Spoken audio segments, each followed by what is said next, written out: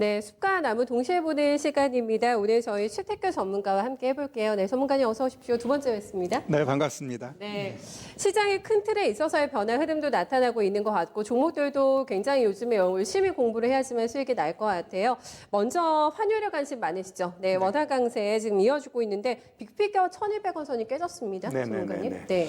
일단 원화 강세 시장의 전문가들은 대부분 시장의 펀더멘탈이 견조하다. 기초 체력이 강하기 때문에 원화 강세가 나타난다 이렇게 이야기를 하고 있는데 제가 봤을 땐 지금의 원화 강세 추가적인 악재 요인이 없기 때문에 아니면 약세 요인이 없기 때문에 시장 원화 강세가 나타나지 않나 이렇게 좀 보여집니다. 네. 이걸 조금 더 좀 살펴볼 것 같으면 우리가 일반적으로 경기 침체 이야기하면은 소비가 위축되고 그다음에 재고가 증가하고 그러다 보니까 다시 생산이 감소하고 이런 악순환이 반복되는데 지금 시장은 재고가 많지는 않아요. 왜냐하면 공장들이 다 셧다운 해가지고 생산을 안 했는데 물건은 안 나가지만 그렇다고 재고가 쌓여 있지는 않아요. 예, 그러다 보니까 지금 시장 같은 경우는 조금만 활기가 찾아지게 되면은 충분히 다시 이전의 모습을 회복할 수 있다라는 이러한 기대감이 지금 시장에 녹아 있고요.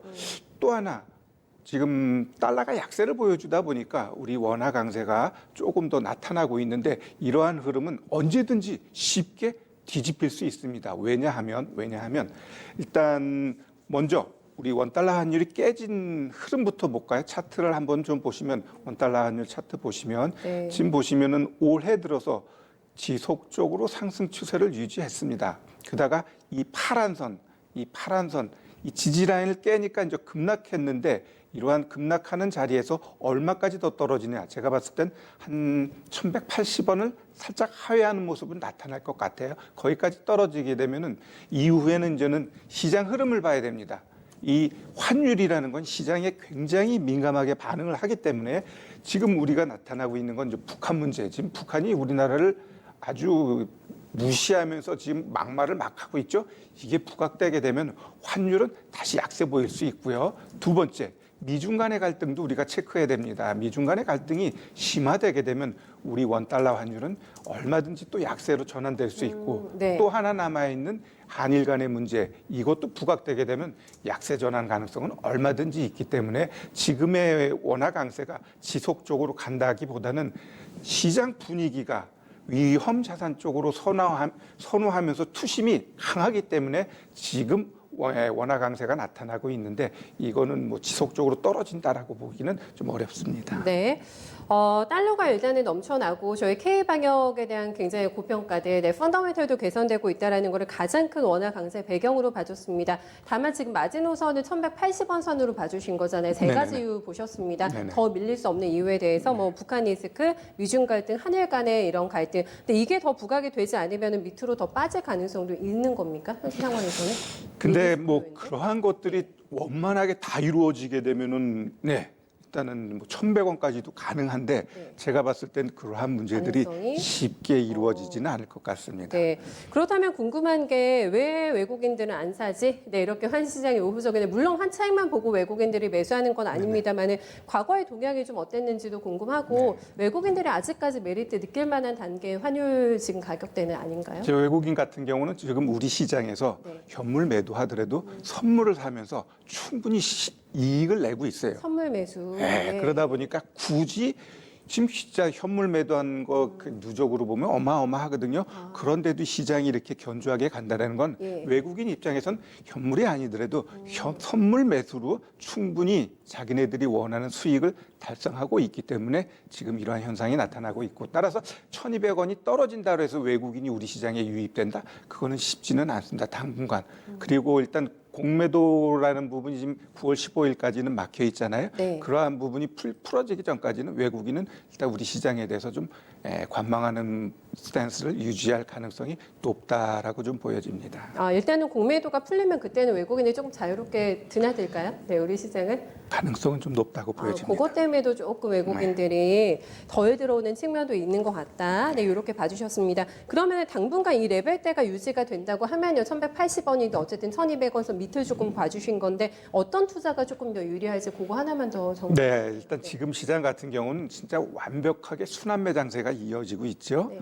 따라서 어떠한 종목을 우리가 매매할 때는 좀 고점에 있는 거는 좀 조심해야 될 것 같아요. 그리고 하단에서 이제 1차 상승하고 정배열을 만들면서 매집하는 종목들이 참 많습니다. 그러한 종목들이 결국은 지금 시장에서 충분히 올라갈 수 있기 때문에 지금 올라가는 종목 거기에 우리 시청자분들이 눈을 돌리시는 게 아니라 네. 오히려 지금 바닥권에서 매집하는 종목을 매수하게 되면 지금은 움직임이 안 나타나더라도 일주일, 2주일 후에는 오히려 이런 종목들이 편안하게 상승을 하기 때문에 고점에 있는 종목 갖고 부담스러워하지 말고 오히려 저점에서 올라갈 수 있는 종목을 우리가 매매하는 게 더 지금 시장에서 가장 효율적인 전략이다 이렇게 말씀드리겠습니다. 네, 효율적으로 수익을 낼 수 있는 방법 저희가 들어봤고요.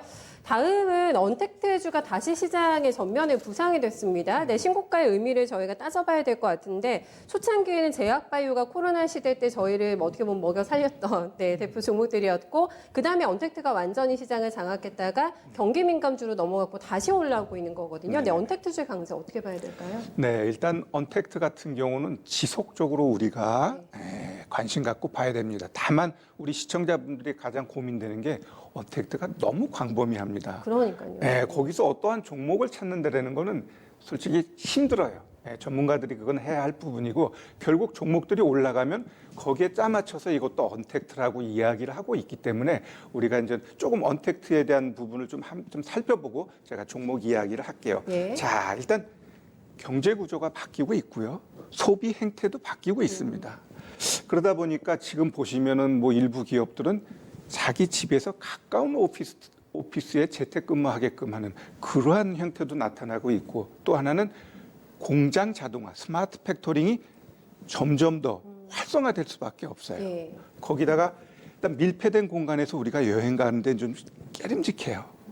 그래서 워렌 버핏이 항공주를 전량 매도했는지 모르겠지만 네. 여튼 항공주 이러한 것들도 좀 부담스럽고 정말 많이 바뀌었어요, 생활이. 온라인으로 이제 물건을 사다 보니까 네. 결국 전자결제라든가 아니면 온라인 쇼핑 네. 가장 대표적인 게 이제 미국 같은 경우에서도 지금 나타나고 있는데 일단 100년 역사를 갖고 있는 뭐 JC페니 같은 백화점 체인 업체가 네. 지금 파산 보호 신청하고 있고요. 그다음에 우리 영화관 가는 게 부담스럽잖아요. 네. 지금 미국에서도 나타나고 있습니다. 미국 최대 영화관 체인인 AMC가 파산 보호 신청 제기 이야기까지 나오고 있어요. 아, 그래요. 네, 그러다 보니까 결국은 우리가 앞으로는 좀 조심해야 할 섹터 분명히 있습니다. 네. 그러한 것들보다는 그럼 앞으로 이 언택트 관련돼서 우리가 어떤 종목 쪽으로 가야 되나 이러한 부분을 좀 고민해야 될 시점이 아닌가 이렇게 생각됩니다. 네, 뜨는 해와 지는 해는 명확해질 것 같아요. 지금 뭐 예를 조금 들어주셨는데 이제 종목을 가려내는 게 핵심이라고 해주셨는데 전문가 영역이다 해주셨잖아요. 네네. 전문가님의 도움을 저희가 받아볼게요. 네, 종목 어떻게 골라야 제가 되는지. 오늘 한 종목 정도 좀 제시하겠습니다. 가져오셨어요? 일단 대표적인 뭐 네이버, 카카오, 네. NC소프트 이러한 종목들은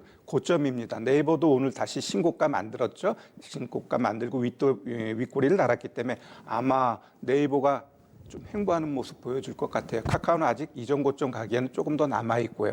NC소프트도 신고가 가고 있고. 그러면 우리가 여기서 하나 봐야 될 부분, 아까 제가 얘기했습니다. 스마트 팩토링, 공장 자동화. 이거의 가장 대표적인 기업이 뭔가 네. 제가 좀 오전에 많이 생각해 봤더니 에센코어라는 기업이 딱 나왔습니다. 이 종목 같은 경우는 대주주가 SK고요. 그다음에 작년부터 2019년부터 실적이 지속적으로 늘어나고 있습니다. 예, 올해는 더 나온다라는 게 이제는 그 주식 관계자들의 이야기거든요. 네. 그럼 지금 차트 흐름 한번 보면은 최근에 저점 만들고 나름대로 지지라인을 지켜주고 있어요. 그리고 오늘 같은 경우도 지지라인에서 어떻습니까? 아래꼬리 달고 양봉 만들어주고 있죠. 네. 그러면 이 종목 같은 경우는 제가 봤을 때 최근에 박스 상단 거의 뭐 9,000원 이 가격만 뚫어버리면은 안정적으로 올라가게 돼 있어요. 지금 여기서 지금 엄청난 매물대가 형성되고 있죠. 지금 거의 한 달 동안을 등락을 보여줬기 때문에 여기서 좀 고점을 치고 올라가야 돼. 이후부터는 매물대가 없습니다. 그러면은 제가 봤을 때 오늘 시청자분들한테 제시한 이 SM-코어 같은 경우는 모든 면에서 완벽하기 때문에 추가적으로 이 종목이 박스권만 돌파하게 되면은 1차 목표가 10,000원은 아마 1, 2주 안에는 충분히 나오지 않을까 이렇게 좀 보여지고요. 네. 더 큰 그림으로 보게 되면은 한 12,000원까지도 네. 좀 보자 중기적으로 이렇게 좀 제시하겠습니다. 네, 일단 소소하게는 저희 10,000원까지 SM-코어 목표가 보고 저희 다음 주 정도에 리뷰해 주시면 될 것 같은데요. 네, 알겠습니다. 그 많은 종목 안에서 좀 컨택해 볼만 하다라는 추천주 나왔으니까요. 기억해 두시면 좋을 것 같아요. 다음은 저희 참 잘 갑니다. 오늘 삼성전자보다 훨씬 더 거래가 많이 되고 있는 그 주인공들이 부강약품과 신풍제약이거든요. 엄청나게 거래가 지금 많이 진행이 되고 있는데 대세입니다. 치료제가 진짜 잘 가네요. 네, 일단 제약바이오 같은 종목은 네. 내 포트에 하나 정도는 담고 있어야 지금 시장에서 소외되지 않습니다. 최소 하나. 네네. 네. 뭐 맨날 잘 가는 건 아니지만 네. 이 제약바이오는 지속적으로 종목별로 툭툭 치면서 재료 만들고 올라가고 있거든요. 딱 그 중심에는 셀트리온 삼형제, 뭐 삼성바이오로직스, 유한양행 이런 대표적인 종목군들이 안정적인 흐름을 보여주고 있습니다. 그러다 보니까 밑단에 있는 개별주들이 하나하나 이슈 터트리면서 올라가고 있죠. 신풍제약 같은 경우도 코로나 때문에 강하게 올라갔다가 최근 조정 주고 어제부터 움직임 보여주고 있고요. 뭐 서울제약 같은 경우도 좀 움직임 나타나는데 그렇다고 하면 왜 제약바이오로 우리가 포트에 담아야 되느냐? 이 부분에 있어서는 잘 생각해 보시면 이제는 세상이 많은 바이러스가 생겼다 없어지고 또 새로운 게 생기고 자꾸 이렇게 반복됩니다. 그러면 제약바이오에 대한 중요성, 뭐 빌 게이츠도 바이러스에 엄청나게 투자를 하듯이 이쪽 시장은 무궁무진하고요. 결국 삼성이 반도체 이외에 잡은 게 결국 삼성 바이오로직스 아닙니까? 뭐 지금 세상에 좀 많이 뉴스가 되면서 시끄럽지만 결국 삼성도 다음 주자로 바이오 쪽으로 보고 있는 겁니다. 그러면 이 바이오 섹터는 앞으로 10년, 20년 시장을 이끌어갈 섹터이기 때문에 이들 종목군들은 잘 잡아서 지속적으로 트레이딩하는 거는 필요적일 것 같고요. 더 하나 중요한 건 우리가 올 한 해 여름만 봤을 때 작년 겨울이 어땠나요? 굉장히 따뜻했습니다. 결국 따뜻한 겨울은 여름에 제가 농부는 아니지만 병충해라든가 많은 병균들이 땅에서 겨울에 죽었어야 되는데 죽지 못하고 살아있으면서 창궐할 가능성이 높아요. 그러면 올여름 같은 경우는 뭐 기생충이라든가 병충해 이런 관련돼 가지고 이런 제약바이오 쪽 섹터 움직임이 한 번 더 종목별로 나타날 가능성이 있다 보여지고요. 그러한 부분은 다음에 제가 종목별로 한번 분석해서 설명드리는 시간 갖도록 하겠습니다. 네, 워낙에 여기에서 우후죽순격으로 신고가가 나고 있는데 한번 꺾여버리면 또 털썩 주저하는 경향이 있기 때문에 굉장히 겁나하시지만 또 도전도 많이 하시는 대표적인 쪽이 되지 않을까 싶은데 현재 너무 가격보다 많은 종목들이 있어가지고 아직 덜 올라왔거나 전문가님께서 좋게 보시는 종목에 대한 힌트를 조금 저희가 얻어볼게요. 네, 오늘 그래서 제가 제약바이오 쪽에서 차트 만들어 놓고 올라갈 수 있는 종목 세 종목을 한번 좀 갖고 와 봤는데요. 네. 하나하나 흐름 좀 보겠습니다.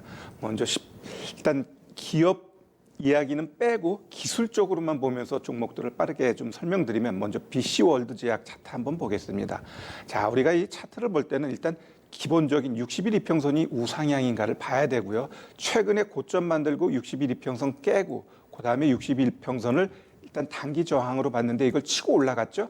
그러면서 이 종목은 어제 고점 만들고 음봉인데 결국은 이 종목은 60일 이평선만 깨지 않으면은 다시 최근 고점 여기는 올라가게 돼 있고요.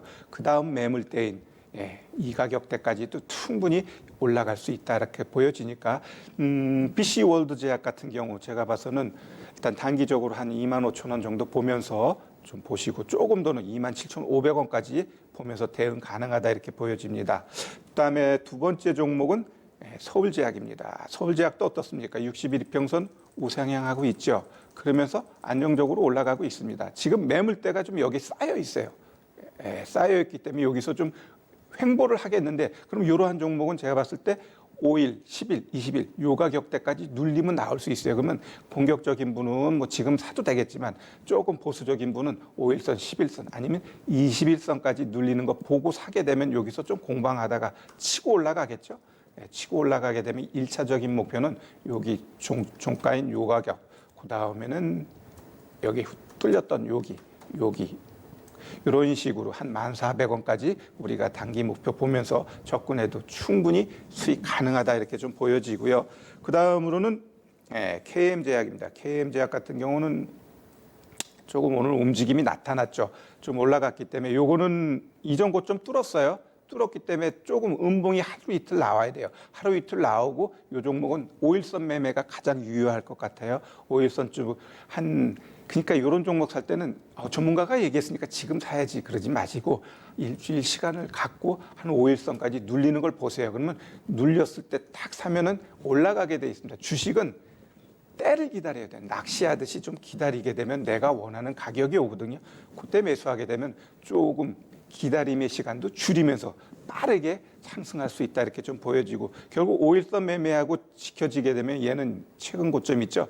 여기까지 올라가게 돼 있습니다.